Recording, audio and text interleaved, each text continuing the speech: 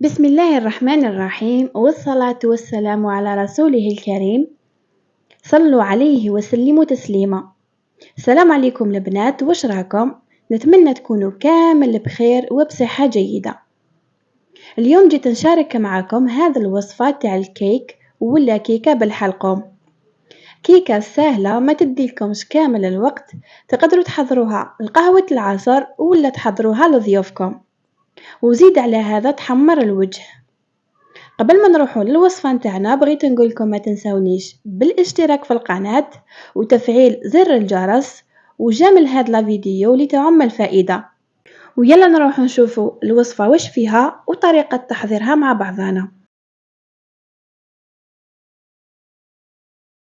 بسم الله. كما راكم تلاحظوا هنا عندي كاس سكر حبيبات، الكاس اللي يرفد 220 مليلتر، وعندي مبشور حبة ليمون ولا زيت دو سيترون، وراح نخلط السكر واللوزست مع بعض. رايحين تقولوا لي علاش درتي السكر مع لوزست قبل البيض؟ تبعوا دركم نفهمكم مليح علاش درت هاد لا تكنيك. هذه الطريقة انا ما اعتمدتها راني في شحال كي نخلط السكر وحده مع مبشور تاع الليمون. السكر راح يخرج لي هذيك العصارة ولا الماء اللي يكون في القشرة تاع الليمون، وهكذا كي نديرو البيض ما نش رايحين نتحسو من الريحة تاعو، خاصة الناس اللي ما يبغوش ريحة البيض كيما انا. وشوفوا السكر كيفاش تندى من هذيك العصارة.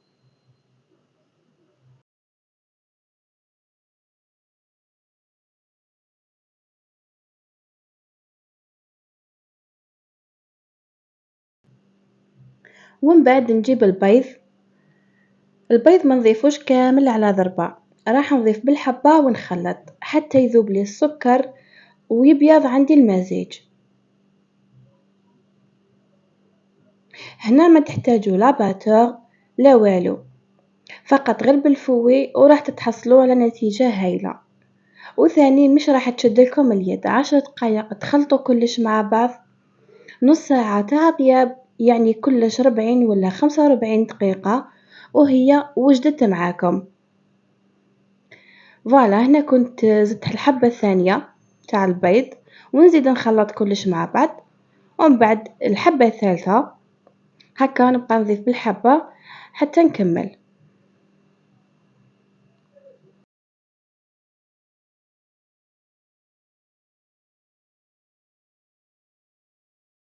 وهذه الحبة الرابعة والأخيرة. وكما راكم تشوفوا حبيباتي مقاديرها بسيطة، كلش راهو يبان قدام عينيكم، ما فيهاش حاجات يكلفوا وما كاش بيت من البيوت الجزائرية ما فيهش هاد لي زانغريديون.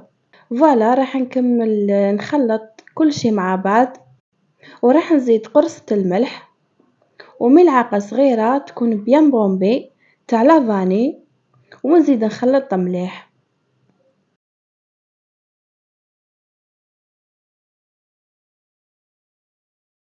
وبنفس الكأس اللي كيلت به السكر كيلت به كأس إلا ربع مارغرين ذيبة، ومعاها 4 ملاعق أكل تاع الزيت.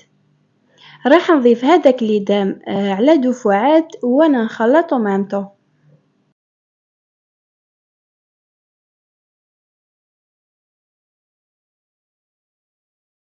والمقادير اللي درتها لكم مقادير مضبوطة، باش ينجح معكم هذا الكيك لازم تديروا نفس المقادير.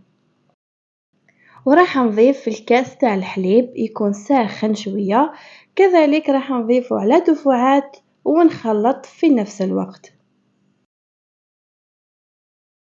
فوالا ومن بعد نضيف 2 كيسان تاع الفارينة كنت غربلتها 2 مرات من قبل.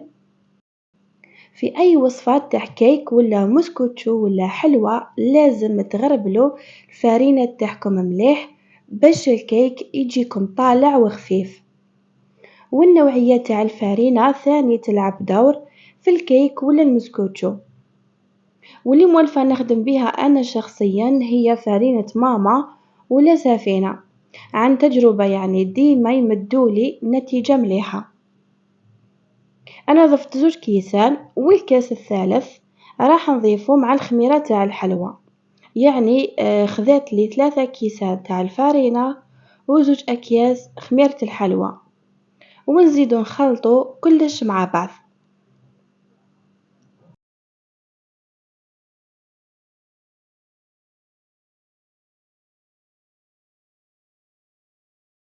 حتى نتحصلوا على هذا القوام، ما يكون ثقيل ما يكون خفيف. راح نخليه يرتاح 10 دقائق بجاه، ونجيب هذيك الفارينة اللي بقات لي. هنا راهي حوالي 4 ملاعق كبار تاع الفارينة، نضيف عليهم 2 مغارف كبار تاع الزبيب و4 مغارف كبار حلوة الحلقوم اللي كنت قطعتها مربعات صغيرة كيما راكم تلاحظوا. وكمية الحلقوم تكون ضعف كمية تاع الزبيب. نرمدهم في هذيك الفرينة.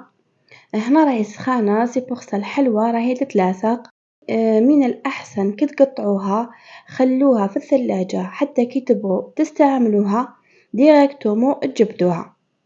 أنا تعمدت نحطها مع لي زانغريديون ومع السخانة كيما تعرفوا راهي تتلاصق، مي سي با غراف. كي نرمدها في هذيك الفرينة راح تتزربع وتولي على حبة.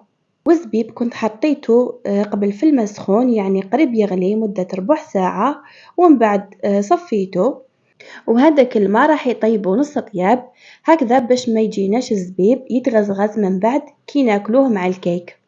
وكي ترمدوهم في الفرينة مش راح يهبطوا في القاع تاع الكيك، يعني يحكموا رواحهم. نعاود نجيب الباسواغ ونصفيهم من هذيك الفرينة الزايدة. وهذا هو المول اللي طيبت فيه الكيك. دهنته من قبل مليح بالزبدة ورشيته بالفرينة.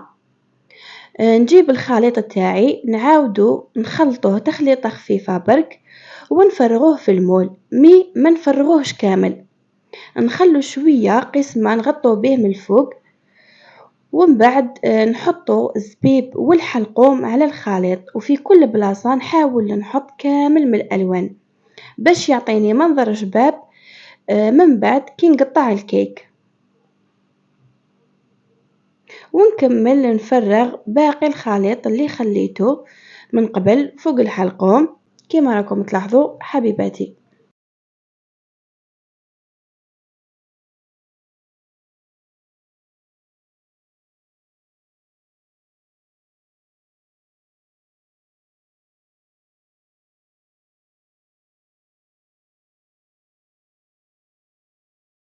وزدت شوية حلوى وزبيب من الفوق باش يعطوني شكل شباب.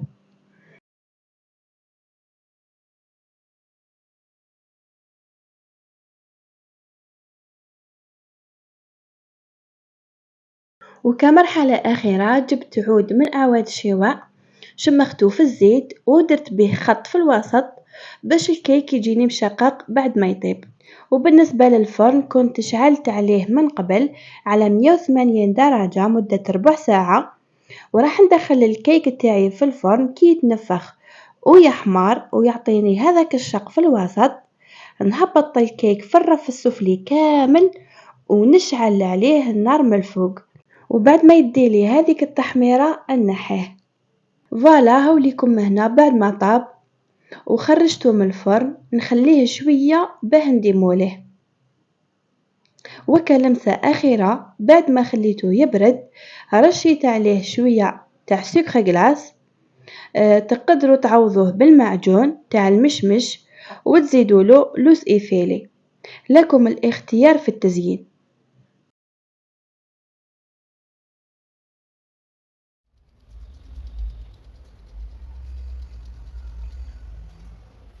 وأخيرا الكيك راح حاضر معانا للتقديم. راح نقسم لكم باش تشوفوا الشكل تاعو من الداخل كيفاش جا، وشوفوا لي هذوك الألوان الجميلة اللي زادوا له منظر يهبل. وبلا ما نحكي لكم على الهشاشة والخفة والبنة اللي ديما حاضرة. تاكلوا وحدة بالقهوة تبغوا تزيدوا الدوزيام حتى التخوازيام.